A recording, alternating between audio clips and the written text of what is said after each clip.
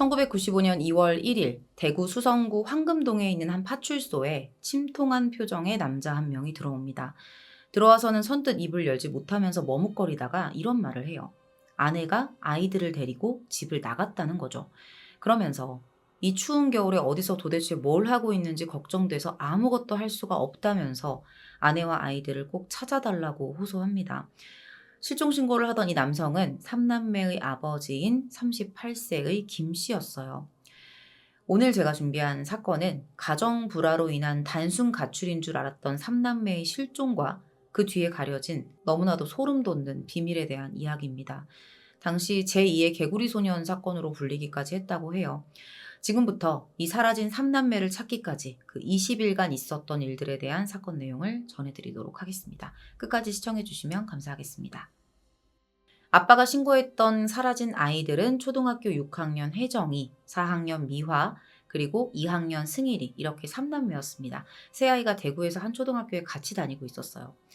셋 다 아직 너무 어리잖아요. 그것도 한겨울인데 아이 엄마가 아이들을 데리고 나가서 연락도 없고 아빠 입장에서는 속이 탔겠죠. 경찰은 일단 엄마가 데리고 나갔다고 하니까 범죄 가능성이 있다고 보지는 않았어요. 하지만 이 김 씨가 워낙에 애절하게 하소연을 했고 거의 음식도 먹지 못하는 정도였대요. 그러다 보니까 경찰도 그 신고를 외면할 수 없을 정도였다고 합니다. 경찰은 일단 김 씨에게 아내가 아이들을 데리고 가출하기까지의 상황을 묻습니다. 김 씨에 따르면 이 부부가 원래 사이가 안 좋았고 자주 싸웠대요. 그래서 가출 전날인 95년 1월 26일부터 27일 새벽까지 좀 격렬하게 싸웠다는 겁니다. 싸운 후에 김 씨가 분한 마음을 억누르고 잠이 들었고 27일 아침에 일어나 봤는데 아내와 아이들이 함께 사라져 있었다는 거예요. 며칠간 기다려도 이제 집에 안 돌아오니까 걱정이 돼서 이제 실종 신고를 하러 왔다는 거죠. 김 씨의 설명을 들은 경찰은 김 씨의 아내와 3남매에 대한 실종 신고를 접수했고요. 일단은 며칠만 더 기다려보자고 합니다. 그렇게 6일이 지나요. 드디어 사라진 김 씨의 아내에 대한 행적이 확인돼요. 그녀가 가출한 지 6일 만에 집으로 돌아온 거예요. 근데 데리고 나갔다는 애들이 온데간데 없이 그냥 혼자였습니다. 아내에 대한 경찰 조사가 곧바로 시작됐고요. 김 씨의 아내가 밝힌 정황은 이랬어요. 1월 27일 새벽까지 남편과 싸웠고 반복되는 불화를 견디는 게 너무 힘들어서 아침 7시 반 정도에 혼자 집을 나왔다는 거예요. 그 후에 6일간 여관에서 지냈다는 거죠. 한마디로 혼자 가출했기 때문에 애들이 사라진 거에 대해서 나는 모른다는 거예요. 실제로 김 씨의 아내는 아이들이 없어졌다는 말에 너무 큰 충격을 받은 듯한 표정과 태도를 보였습니다. 이상하죠? 남편은 아내가 아이들을 데리고 나갔다고 하고 또 아내는 아이들 없이 나 혼자 가출을 했다고 하고 그러면 지금 새 아이들은 어디에 있냐는 거예요. 아이들의 행방을 쫓아가 볼 텐데 쫓아가 보기 전에 먼저 이 부부의 결혼 생활이 어땠는지 잠깐 이야기하고 넘어가도록 하겠습니다. 실종된 3남매의 부모인 남편 김 씨와 이 아내는 1981년 11월에 결혼을 했어요. 근데 결혼 시작부터 순탄치가 않았습니다. 고부 갈등도 심했고 성격 차이도 심했어요. 계속해서 심각한 가정 불화를 겪어왔죠. 하루가 멀다 하고 고성과 폭언이 오고 가는 격렬한 부부싸움이 벌어졌습니다. 그래서 이를 견디지 못한 아내가 몇 번이나 가출을 하기도 했죠. 이미 두 사람 가정은 그냥 파탄난 상태였다고 보면 돼요. 김 씨는 당시에 현재는 무주라고 불리는 경북 점촌의 점촌 전화국 6급 기능직 직원으로 근무를 했었습니다. 근데 전화국을 퇴사하고 아내의 친정과 가까운 대구로 이사를 오게 돼요. 그러니까 가정 불화도 심해졌고 아내가 가출을 좀 자주 하다 보니까 불륜을 의심하게 됐던 거예요. 그런데 자기가 하던 일을 그만두고 대구를 왔잖아요. 근데 여기서 김 씨가 별다른 직업이 없이 생활을 해요. 대신에 퇴직금으로 받았던 3천만 원이 있었는데 이걸 가지고 증권 투자를 시작합니다.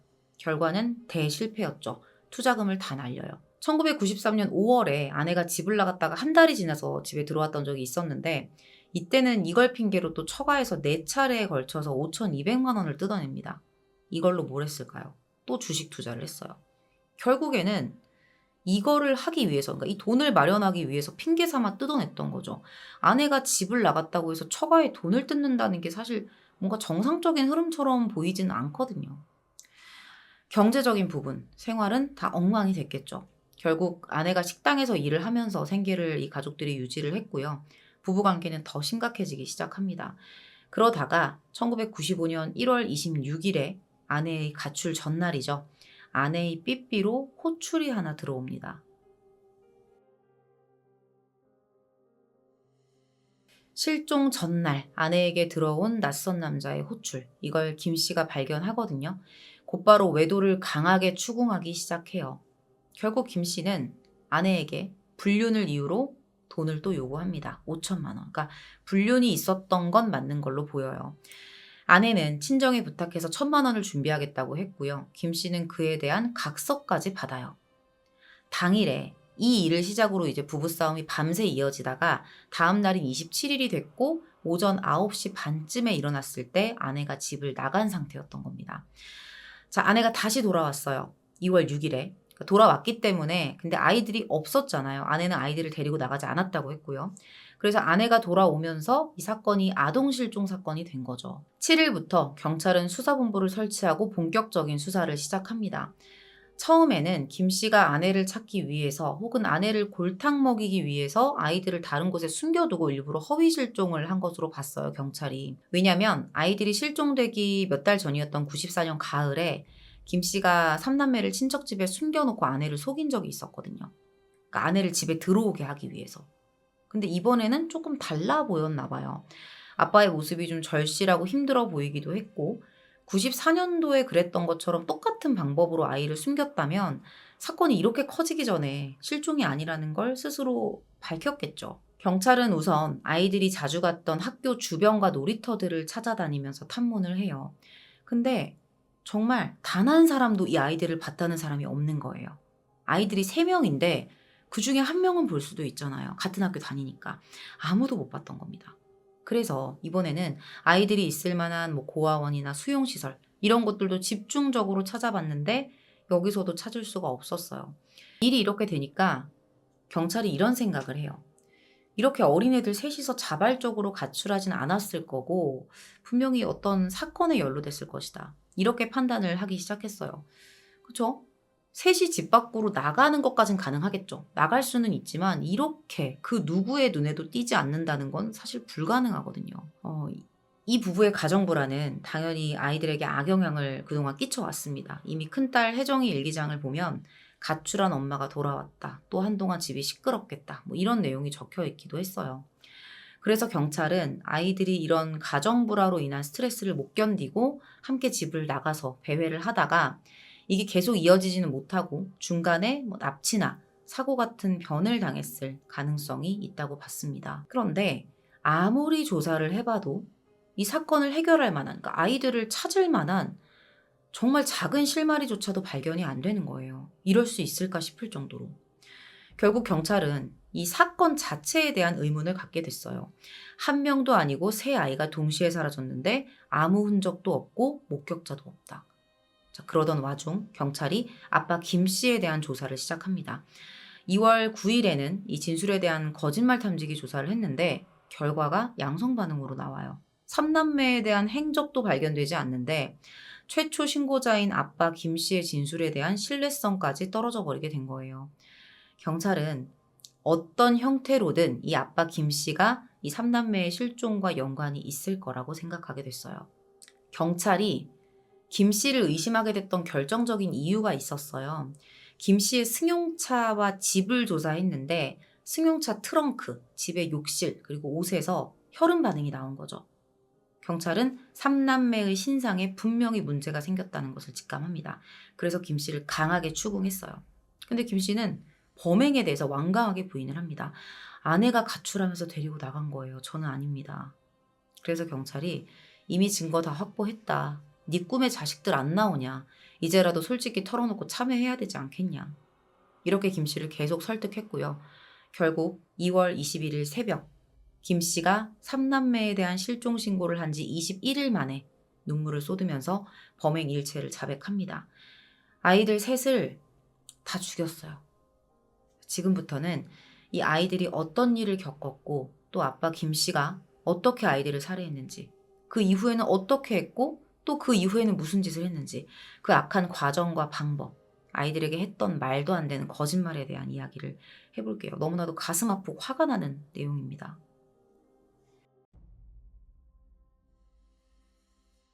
김 씨가 밝힌 사건의 전말은 이렇습니다. 김 씨 입장에서 나온 이야기예요. 1월 27일에 이제 부부싸움을 했고요. 아내가 가출을 해요. 오전에. 그리고 이틀 후에 집으로 전화를 걸어왔대요. 아내가. 그러면서 아이들 어떠냐 이렇게 안부를 물었다고 합니다. 김 씨는 아내가 집에 돌아오게 하기 위해서 집에 아이들 없는데 당신이 데리고 간 거 아니냐 이렇게 말하면서 아이들이 없다고 거짓말을 했어요. 처음에는. 그러니까 아이들을 걱정하게 만들어서 집으로 돌아오게 만들 생각이었던 거죠. 어찌 보면 94년도에 했던 그 행동과 좀 비슷한 행동을 한 거예요. 그래서 그랬는지는 모르겠지만, 한번 속아서 그랬는지는 모르지만, 그날 그 말을 듣고도 아내는 집에 돌아오지 않습니다. 한번 속은 적이 있었기 때문에. 그렇게 아내의 가출 3일째가 됐어요. 이때부터는 김 씨가 분노를 참을 수가 없는 거예요. 집에서 놀고 있는 애들을 볼 때마다 죽이고 싶을 정도로 미웠던 그 아내가 생각이 났대요. 그래서 화가 났대요. 애들이 무슨 죄가 있다고요. 결국에는 그 분노를 참지 못한 김 씨가 3남매를 죽이기로 결심을 했다는 거죠. 그날이 1월 30일이었는데요. 아이들을 죽이겠다는 그 결심 하나로 당일 오후 1시 반경에 과도와 삽을 준비해요. 그리고 아이들을 자신의 차에 태워서 5년 전에 이 가족이 함께 소풍을 갔던 곳이 있는데 그 장소로 찾아갑니다. 우리 엄마 찾으러 같이 가자. 이렇게 말을 했대요. 그 말 듣고 또 아이들은 신이 나서 차에 올라탔죠. 근데 가족들과 소풍을 갔던 그곳에서는 살해를 하지 못했고요. 경북 경산에 있는 처가로 향합니다. 근데 가보니까 사람이 없었어요.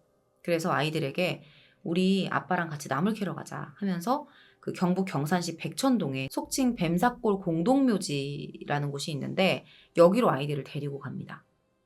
아빠는 당시에 엄마에 대한 그런 복수심, 증오심으로 가득 찬 상태였지만 아이들은 그냥 즐거웠어요. 아빠랑 노는 시간도 좋았을 거고 엄마도 찾기로 했으니까요. 하지만 이 즐겁고 엄마를 볼 수 있다는 희망으로 가득 찬 나들이는 아이들 생의 마지막 날이 되어버렸죠. 김 씨는 먼저 둘째 미화 그리고 셋째 승일이를 근처의 다른 곳에서 놀게 했고요.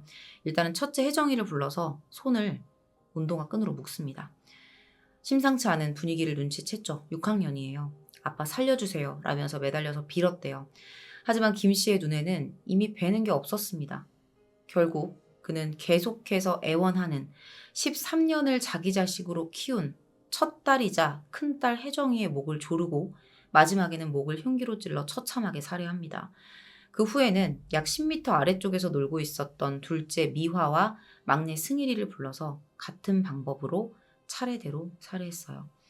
그리고 누군가 묘를 이장한 자리로 보였던 깊이 약 80cm, 지름 1m 20cm의 빈 구덩이 속으로 3남매를 안매장하고 흙과 낙엽으로 덮은 후 오후 6시경 집으로 돌아왔습니다. 자식 셋을 죽이고 돌아온 아빠 김 씨는 이후에 뭘 했을까요? 집에서 비디오를 빌려봤어요.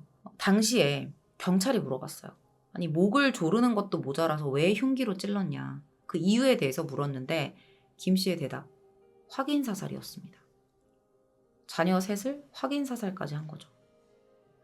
아이들이 혹시라도 죽지 않을까봐 그 여린 목에 칼을 꽂았다는 거예요. 경찰에게 범행을 털어놓은 뒤에 김 씨는 어린 것들이 무슨 죄가 있겠냐면서 눈물을 보였다고 합니다.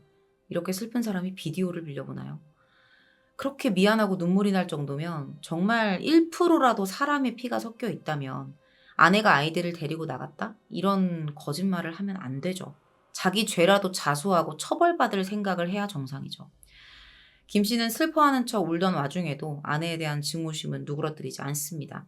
계속해서 이 모든 게 아내 탓이라고 주장을 해요.